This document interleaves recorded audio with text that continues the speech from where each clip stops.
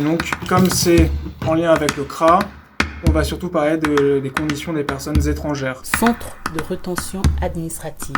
C'est un outil au service du racisme. Donc, les personnes étrangères, les personnes non blanches sont plus contrôlées par la police. C'est déjà largement documenté, on ne va pas revenir là-dessus. Les personnes non blanches sont punies plus sévèrement par la justice, c'est aussi largement documenté. C'est quand même un système particulièrement cruel. Les gens savent que c'est dégueulasse, mais ils ne le savent pas à ce point-là. Ils ne savent pas dans le détail. Ils ne savent pas à ce point-là. Les personnes étrangères, elles sont plus susceptibles d'aller en prison, elles sont plus visées par la police, elles sont plus visées par la justice, et en fait elles y restent plus longtemps. Et voilà ce qui justifie le fait qu'il y a 25% de personnes étrangères en France. Et c'est pourtant ça qui alimente la boucle, qui ensuite fait dire au gouvernement, vous voyez bien, il y a des personnes étrangères en prison, c'est la preuve qu'il faut les mettre en prison. Il y a plein de gens qui sont français, Oui. qui sont noirs. Oui, Wow.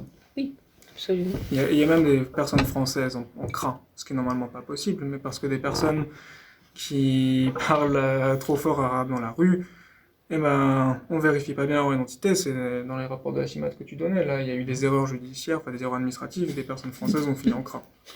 Pas des erreurs entre guillemets, parce que en fait, quand il y a eu des recours pour dire bah non, quand même, là c'est des personnes françaises, vous pouvez pas les mettre en CRA.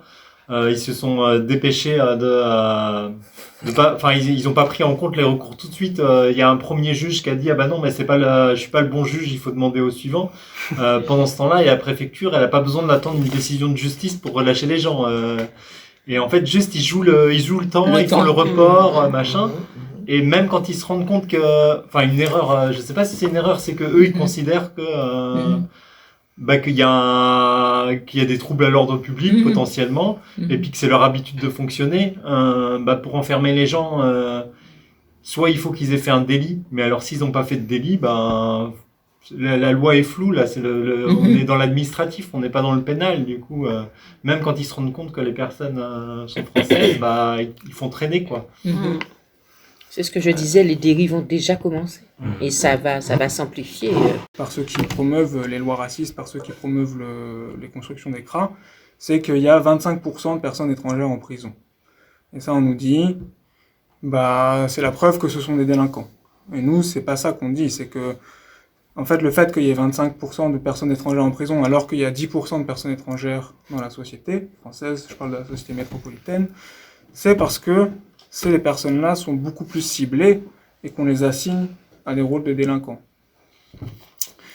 Tout ça, c'est les raisons pour lesquelles on va en prison. Ce qu'on dit moins, c'est que non seulement les personnes étrangères, elles sont punies plus sévèrement, mais elles ont aussi vocation à rester plus longtemps en prison. Elles ont vocation à rester plus longtemps parce qu'en fait, on leur refuse des aménagements de peine. Alors pour comprendre ça, il faut comprendre comment ça marche. Déjà, il faut savoir qu'il y a 30% de personnes qui sont en prison pour la détention provisoire. Donc c'est-à-dire qu'on est là en attente de son jugement. Mais comment est-ce qu'on finit en détention provisoire ? On finit en détention provisoire parce qu'on n'est pas capable de prouver au juge qu'on est bien inséré dans la société, qu'on va pouvoir bien être, ne pas disparaître dans la nature en attendant son procès, qu'on va se tenir sage. Du coup, qu'est-ce qu'il faut montrer au juge ? Il faut montrer des pièces, il faut montrer qu'on a un logement, il faut montrer qu'on a un travail. Donc quand l'État nous refuse qu'on ait ces conditions-là, quand l'État nous refuse de travailler, quand en fait c'est inscrit dans la loi qu'on n'a pas le droit de travailler, quand les conditions de logement ne sont pas accordées de la même manière à tous et à toutes, bien sûr qu'on n'a pas ces documents-là à montrer au juge, et bien sûr qu'on est ciblé et qu'on va finir en détention provisoire beaucoup plus massivement que les personnes françaises et que les personnes qui ne vivent pas les discriminations. Ces documents-là, c'est ce qu'on appelle les garanties de représentation en France, qui sont un système qui marche dans tous les États, en fait, dans tous les États occidentaux, mais on appelle ça garantie de représentation, et c'est une des pièces les plus discriminantes de comment fonctionne la justice. On punit une personne, on la met en prison parce que elle est précarisée, parce qu'elle est marginalisée déjà au sein de la société. C'est là la raison pour laquelle on la met en prison. Ça ressemble au système qu'ils avaient inventé après la deuxième abolition de l'esclavage, ou quand l'esclave se présente au sortir de la plantation, exactement, le système de vagabondage, s'il n'a pas un logement à l'extérieur, un travail, une façon de se nourrir, etc., on lui dit, mais vous allez vagabonder.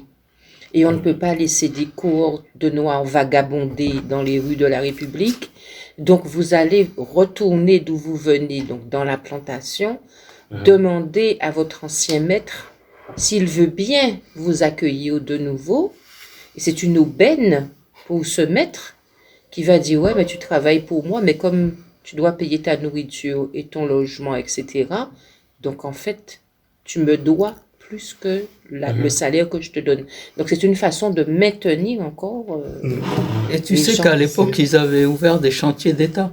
Bien sûr. C'est-à-dire, et que donc les gens qui soi-disant vagabondaient, donc qui voulaient pas, qui avaient quitté l'habitation où ils étaient en esclavage, se retrouvaient prisonniers d'État. Sur le chantier, à faire les routes, à faire les ponts, ou à construire les bâtiments. Exactement. Et c'est une des raisons... En tant que prisonnier, donc gratuit. Ouais. Quoi. Oui. C'est une des raisons aussi pourquoi les personnes sans papier restent plus longtemps en prison, qu'ils n'ont pas d'aménagement de peine. Parce que la plupart du temps, pour avoir un aménagement de peine, il faut avoir des liens familiaux avec les proches.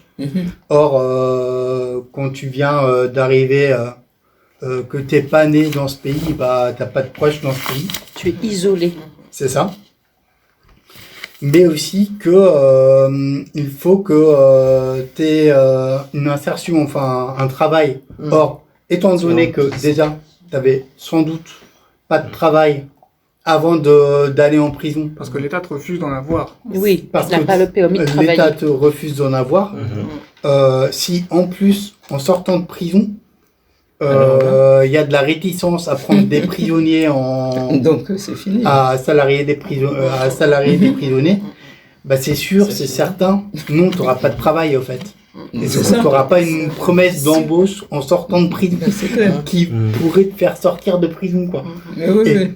pareil, en général, les promesses d'embauche, qui s'occupe d'aller voir les entreprises pour avoir une promesse d'embauche quand une personne est à l'intérieur, bah, c'est les proches. Mais quand les proches ne sont pas là, qui c'est qui le fait? C'est pas les SPIP qui vont le faire en fait. Mais non, mais parce que les SPIP, c'est-à-dire c'est le service d'État qui s'occupe de ça, pour les personnes étrangères, elles partent du principe. Ça, Alors c'est pour vrai. les gens qui connaissent pas les SPIP, Le SPIP, c'est le service de probation d'insertion pénitentiaire. C'est ceux qui sont censés s'occuper des prisonniers. Bon, en réalité, qu'est-ce qui se passe quand la personne est étrangère? Mais c'est du vécu, je veux dire, c'est des amis à moi, c'est pas juste de la théorie politique, donc on pense que ça se passe comme ça. Ça se passe comme ça. parce que même dans notre propre communauté africaine, les gens savent que c'est dégueulasse, mais ils le savent pas à ce point-là. Ils savent pas dans le détail. Ils savent pas à ce point-là. Même dans le milieu militant, tu peux très bien te rendre dans une manif, parler de CRA, et la plupart des gens qui sont autour, qui sont des manifestants, ne savent même pas ce que c'est qu'un CRA en fait. Exactement. Bien sûr. Exactement. Centre de retention administrative. C'est un outil au service du racisme.